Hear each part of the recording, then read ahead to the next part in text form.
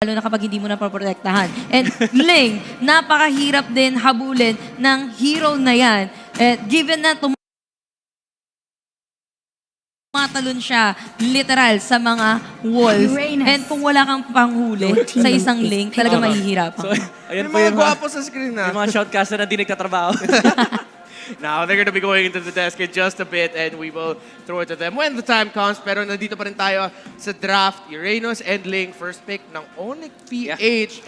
And baka makita natin kung yung BREN at BSB was all about the Grok, taking turns. Who controlled the Grok, controlled the game. Baka this time around, who controls the game, wins it. Kufra and Valir. Midnight, how do you feel about this? Alam mo yung sobrang ganda ng sagutan. First pick, Timmy, you counter it up with the Uranus and Ling. Ngayon, nakita mo na yung Ling tsaka Uranus, you counter it up with the Kufra and Valir. And ngayon, sinagot din naman ng ONIC PH yung Valir and Kufra dito with the Cho. Reason why Cho is really good in this game is number one, pangit na sobra si Tamus in this specific game because of the Valir. Heavily counter yan dahil melee. Yun, melee naman si Cho. Pero the thing is, he provides a lot of control compared to a Tam. Si Tamus sobrang one-dimensional hero compared to a Cho. Ngayon, ONIC PH, they can definitely ban the Granger on the side of BREN Esports or pwede, actually hindi na pwede mag-Rafaela yung BREN kasi, well, sila mismo nag-ban and wala rin yung Valir. I do think the Granger is a very good ban for the side of ONIC PH. Let's see if they are going to go with that. Of course, you don't want to see few holding on to that Granger. That's going to be terrifying, especially if you have a gaming na nasa team mo. Kari naman ang ban ng ONIC PH. Now, Yasu, how do you think this is going to go for the rest of ONIC sa draft? Well, open pa dito, sabi nga ni Midnight, yung Granger na pwedeng i-take ng BREN Esports. But then, baka ito yung ginagawa ng ONIC PH na, sige, kunin niyo yung Granger, meron kaming pambait. They went to pick out Nana para i-counter. Sabihin natin, that's another counter for Kupra aside from Cho. And ayan, parang hinahain kasi talaga ng ONIC PH na, sige, go guys, kunin nyo yung Granger, may sagot kami dyan. Nakita ko mukha mo, Midnight. There's, you're feeling something about this draft. Why did I see a bit of wins from you? It's a big no-no for me. Number one, ONIC PH could have definitely last pick the Nana. Magandang pick yan. Magandang counter pick against the Kufra. Pero you can definitely save it up. Nag-pick na ng Valir yung BREN Esports. Pwedeng iban mo yung Granger, kunin mo yung carry, tapos Tamus na lang yung problema mo. Even though may Tamus, remember, Uranus Nana ka. Now, ONIC PH is forced to go for another support. And mukhang gusto nilang maipares yung Lolita kay Nana and make this Uranus a fighter. Uranus Fighter, we've seen it very effective throughout the regular season 5 here. Probably gonna see that happen. Lolita, let's see if they will commit and lock it in. Oh, Lilia though. Disaster pag nag-Lolita sila eh. They don't have the reliable damage source. Ngayon, meron silang Lilia. It's very good pick against Kimi. Meron kang pang-counter clear. Pero you're heavily relying on the carrying capabilities of Ling, which we all know medyo hindi ganun kaganda yung scaling niya against this lineup of BREN Esports. Yes, it's a Granger and Kimi. Kayang-kaya niya pitasin yung dalawang yan. Pero think about the nature of what BREN Esports lineup does. They scale towards the late game and they take towers as well. Alright, nakita na natin ang draft. Yasu, ano sinasabi ng kutob mo? Who is gonna take game number 2? I think kung nag-Estes sila doon, pwede pang labanan yon kasi you can definitely withstand yung damage somehow ng Valir, ng Kimi, and ng Granger. And if nag-Estes, I think kung nag-Estes naman sila doon, then Lolita for the first pick, laban pa rin yun kasi lahat ng incoming na skills in front of you can just block with the shield ng isang Lolita. But then that's a Nana and that's a Lilia kasi nga lacking sila sa damage. But BREN Esports, I guess, they have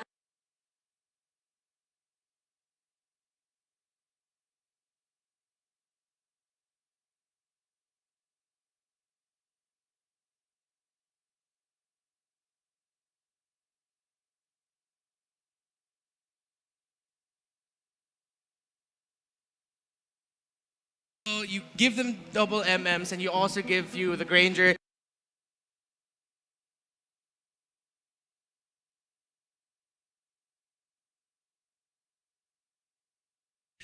This is gonna be scary, but that's it for us. Let's see what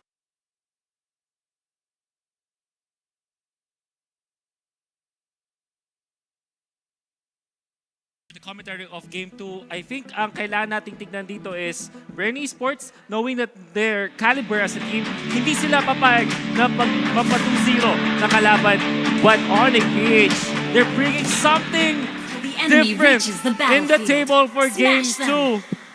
2. Okay. And if you All think about it, troops deployed. ang tema para ngayon sa ONIC PH, I guess it's more about them not wanting to die at all. Feeling ko yun yung gusto nilang gawin dito. Wala man sila kanilang signature na Estes or any signature healers. I think that they are very sustainable by themselves. So, I'm excited to see how ONIC PH will play this out.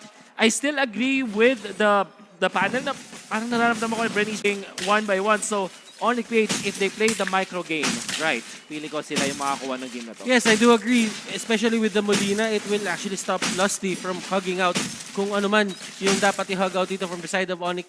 Pero I do agree, mas straightforward ang BREN dito in terms of drafting. Mas marami silang dimensions in terms of, getting their strategy done. Yeah. And done well. By the way, Ling is being used by Wise, and this is support Lilia by Oh My Venus. So, nakita natin effective na before. Look at Wise. Alam niya na kaya niyang katayin. blood. Hindi man lang umabot dun sa ultimate ni Wise already. Pilar will be able to get the kill. Ito yung nakikita natin dito, ONIC PH, they're acting as if they're one unit.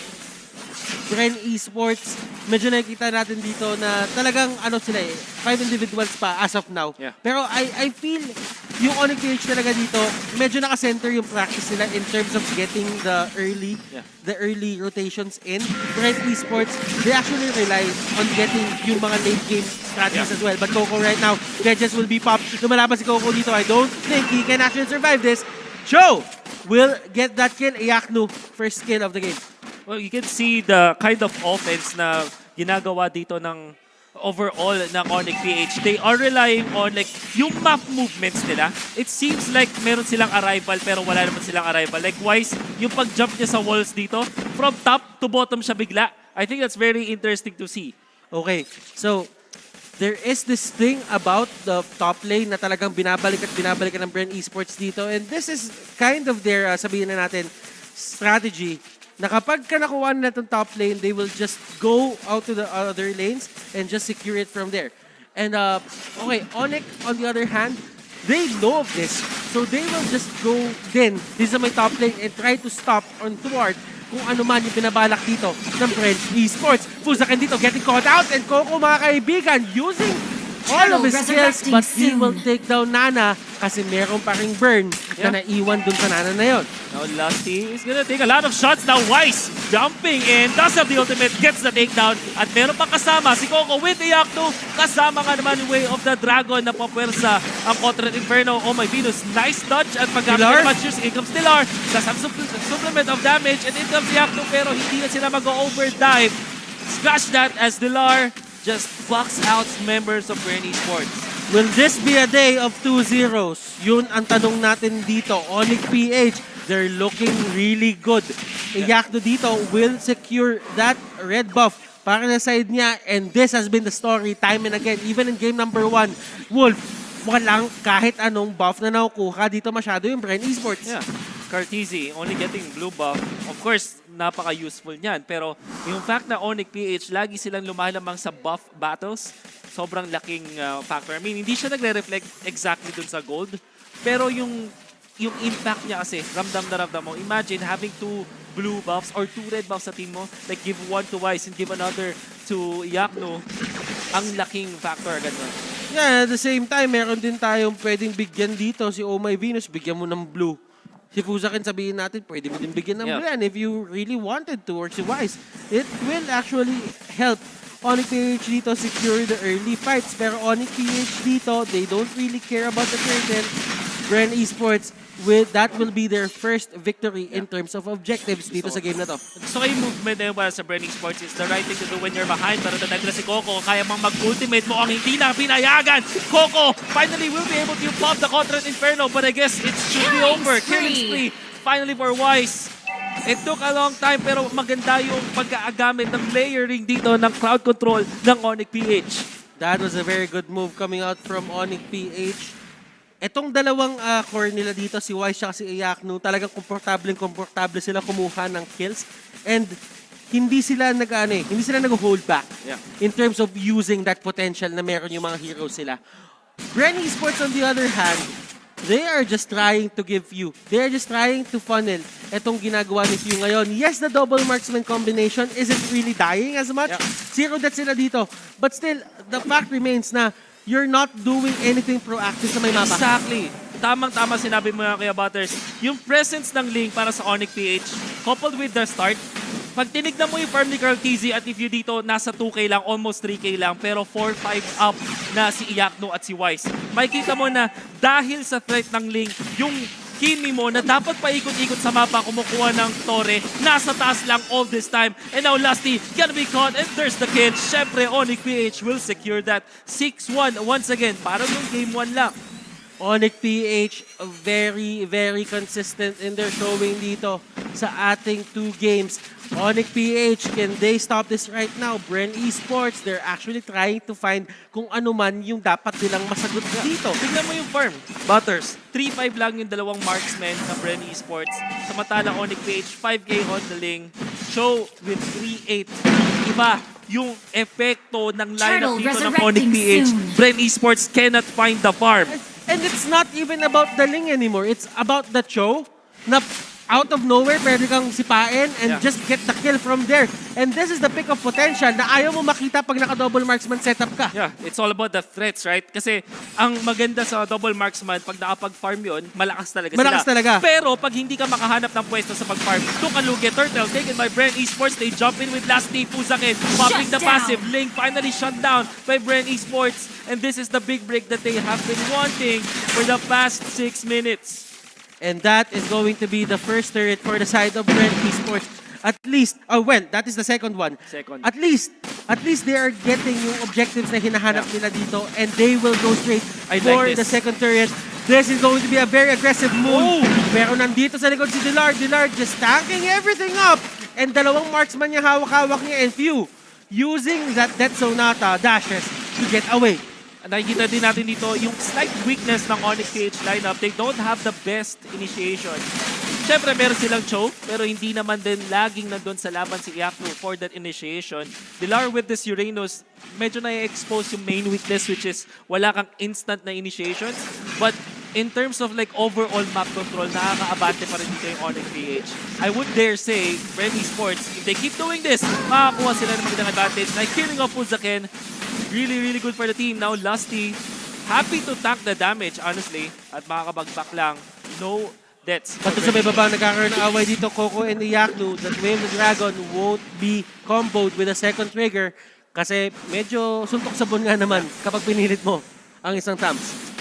Without the Wave the Dragon, syempre, hindi mo kaya patayin. And I don't think na kaya din patayin pa at this point ng isang Cho, ang Thams, even with the advantage. Need more people in there. Now, Lusty going for Oh My Venus, and I think you're Black Shoes gonna be used. Pero okay lang, patay pa rin naman. Wise threatens from up above, pero hindi na nila itutuloy. Literal na Black Shoes ni Knock Shoes. Oo. Black Shoes na mga Knock Shoes. Knock Shoes, right? Yung tawag sa mga fanbase niya. Turtle resurrecting soon. Oy, pero alam mo BREN Esports dito, they're doing a great job finding these pickoffs. And lastly, kahit siya yung gumagawa ng plays dito, he did not foresee this. Coco! This is a 3v1! Oh my goodness! Wow. He takes down 2 Coco dito with the plays! Incredibly bad decision making para sa ONIC PH. Surely, meron silang control na. Wise gonna be double na huli pa nga. BREN Esports punishing at syempre, Coco Sanity na naman. Whatever lead na hawak ng ONIC PH kanina, wala na ngayon. Yeah. This is the problem we are talking about. Meron tayong replay dito of what happened. And you know for sure na once na wala na hindi nila napatay before the Cotret Inferno, for sure makapag-regen up ang isang Tams. Lalong-lalo na tatlo kasi sila doon. I mean, kung 1v1 yun, hindi makapag-regen ng ganun kabilis yung isang Tams. But you have to take note, pag tatlo kayo tinatama ng Cotret Inferno, surely doon kayo mayayari. So, bad decision making from ONIC. I guess, hindi ko rin magets kung bakit ang nasa tabi si Puzakin. Should have just go. Diba, move away. You have the range advantage. Pero nandito, nagkakaroon ng away-wise dito with the Tempest of Blade. Nasa may pinakalikod, Dillard tries trying to soak up everything. Lastly dito, nasa may pinakaharap, Dillard, niyakap niya lahat pero hindi niya nakaya yung damage output. And look at this, Coco, ang pagbangon ng api. Okay, Coco, ayaw niya na. Ayun na. Ayaw na, Hindi ayaw na ni Coco. lalaban. No, Lusty though, catches Fuzakin. Should be a kill. Nana goes down. All of a sudden, BREN Esports now at the advantage. At makakakuha sila for sure. This might even be it. If hindi lalaban dito yung ONIC Fish, naku sila'y mayari. Lusty jumps in. Wants to eliminate Oh My Venus. And konti na lang mga kompa nila. Base in trouble. BREN Esports. One fell swoop. ONIC Fish goes down. The magic of BREN Esports never fails. And in terms of, you know, getting these miraculous comeback plays, medyo, sabihin na natin to, may track record talaga yung ONIC PH in dropping the lead at times. So, you have to think about it like this. Ngayon, ang kailangan naman nila isipin is, huwag natin hayaan makapasok sa utak natin to and reset na lang. Kasi importante yung mga early series natin dito. Especially against BREN Esports, you're one win away para masecure mo yung